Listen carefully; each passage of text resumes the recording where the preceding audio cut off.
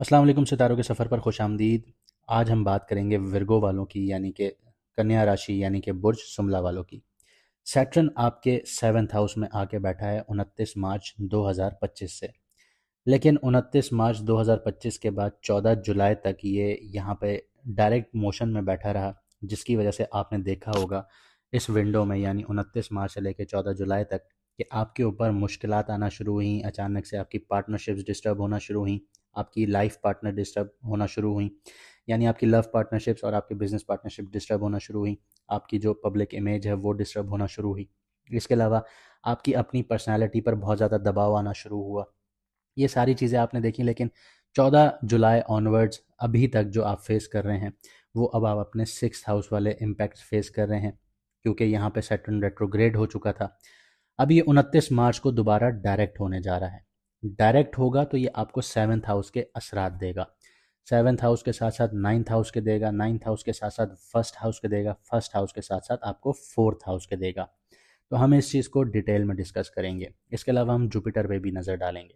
लेकिन उससे पहले मैं ये बताना चाहता हूँ कि जिन लोगों को अपना मून साइन नहीं पता वो कमेंट सेक्शन में अपनी ओरिजिनल डेट ऑफ बर्थ लिखें। अगर टाइम ऑफ बर्थ पता है तो वो भी लिखिए, ताकि हमारी टीम आपको आपका मून साइन बता सके, जिससे आप अपनी ज़िंदगी की प्रिडिक्शंस या रीडिंग्स देख सकें और अपनी ज़िंदगी को बेहतर बना सकें। अगर आप सन साइन से अपनी रीडिंग्स निकालते हैं तो सन साइन से रीडिंग्स कभी भी एक्यूरेट नहीं होती।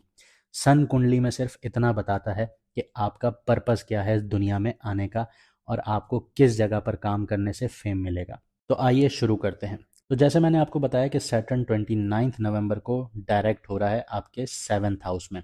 सेवन्थ हाउस आपकी पार्टनरशिप का घर है, चाहे बिजनेस पार्टनरशिप हो, चाहे लव पार्टनरशिप हो, चाहे मैरिज लाइफ हो। इसके अलावा सेवन्थ हाउस जो होता है वो आपकी इमेज का घर होता है।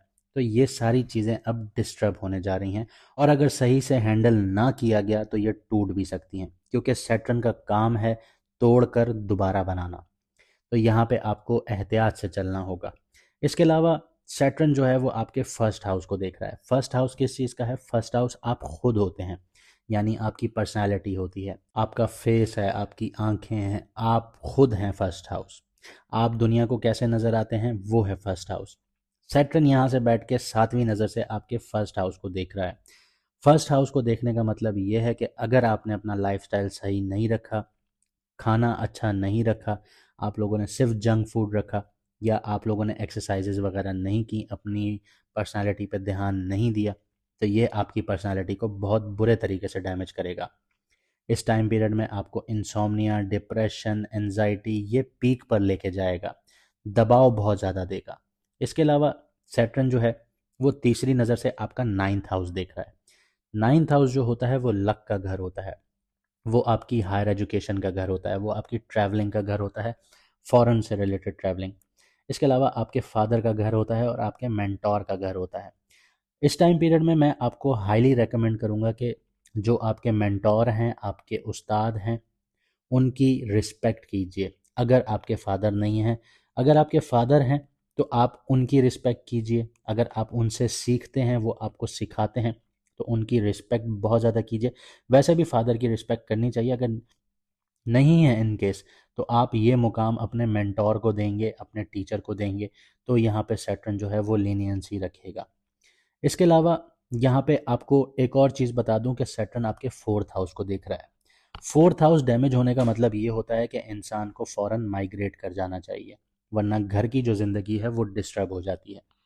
घर में आपकी माँ है, आपकी गाड़ी है, आपका घर है, आपका सुकून है, आपका मन है और आपकी प्रॉपर्टी है। और अगर आप अपने घर में रहे तो आप ये सारी चीज़ें खुद डैमेज करेंगे। आपको ये वक्त के साथ साथ खुद नज़र आएगा कि आप अपने घर का सुकून भी तबाह कर रहे हैं, आपकी माँ की सेहत भी ख़राब हो रही है, आपकी गाड़ी से रिलेटेड भी एक्सपेंसेस बढ़ रहे हैं, आपकी प्रॉपर्टी से रिलेटेड भी एक्सपेंसेस बढ़ रहे हैं। और कोई इस बात पे शक नहीं कि जो सैटर्न की 10वीं नज़र है वो आपके फोर्थ हाउस पर है, तो आप ऐसी प्रॉपर्टीज़ में इंडल्ज होंगे जो बाद में आपको कोर्ट कचहरियों के चक्कर लगवा देंगी। तो यहाँ पे आपको थोड़ा सा एहतियात करना होगा। अब बात करते हैं जुपिटर की। तो जुपिटर यहाँ पे क्या रोल प्ले कर रहा है? जुपिटर बैठा है आपके 10th हाउस में, जो आपके काम कारोबार को सपोर्ट करेगा 2026 के मिड तक। उसके बाद ये आपके 11th हाउस में चला जाएगा, जहाँ पे अभी आज बैठा हुआ है। यहाँ पे रेट्रोग्रेड है कैंसर में, ये फ़ौरन यहाँ से निकल के जेमिनाई में जाएगा। जहाँ पे आपको आपके कारोबार के लिहाज से सपोर्ट करेगा। लेकिन पोस्ट मई के बाद जब ये वहाँ से निकल चुका होगा, कैंसर में चला जाएगा, तो फिर आपको आपके कारोबार से रिलेटेड भी मुश्किलात देखने को मिलेंगी।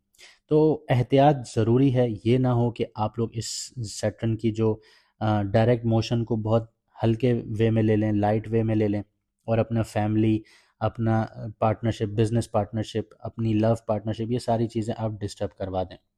कुछ लोगों के कोर्ट केसेस भी हो सकते हैं बिजनेस पार्टनरशिप्स को लेके। तो आपको हर कॉन्ट्रैक्ट वगैरह बहुत एहतियात से देखना होगा।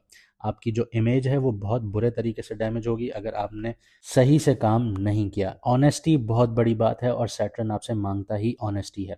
ऑनेस्टी जहाँ मिसिंग होगी, क्योंकि सैटर्न जो है वो जज प्लैनेट है, और ये ऐसा वैसा जज नहीं है कि जिसको आप कुछ भी दे के आप अपनी जान छुड़ा लेंगे। नहीं, ये कभी भी नहीं हो सकता। ये ऊपर वाले का निज़ाम है। तो ये वो वाला जज प्लैनेट है कि ये आपकी अच्छी बुरी हर चीज़ को जज करेगा। अच्छा अगर आप काम करेंगे तो ये आपको अच्छा रिजल्ट देगा, अगर आप बुरा काम करेंगे ये आपको बुरा रिजल्ट देगा। तो आपका खुद का किरदार आपको पता होगा कि आपका किरदार कैसा है। तो अगर आपका किरदार अच्छा है तो आपका रिलेशनशिप भी अच्छा चलेगा। आपको थोड़ा सा दबना पड़ सकता है, आपको थोड़ा सा एहतियात से चलना पड़ सकता है, अपने अल्फाजों पर काबू रखना पड़ सकता है। अगर आप बुरे वे में ट्रीट करना शुरू करेंगे अपने पार्टनर को, तो आपको कोर्ट केसेस भी फेस करने पड़ेंगे, आपकी पार्टनरशिप्स भी टूटेंगी। तो यहाँ पे बहुत बड़ा आपके ऊपर सवालिया निशान आएगा कि आप कैसे चलना चाहते हैं।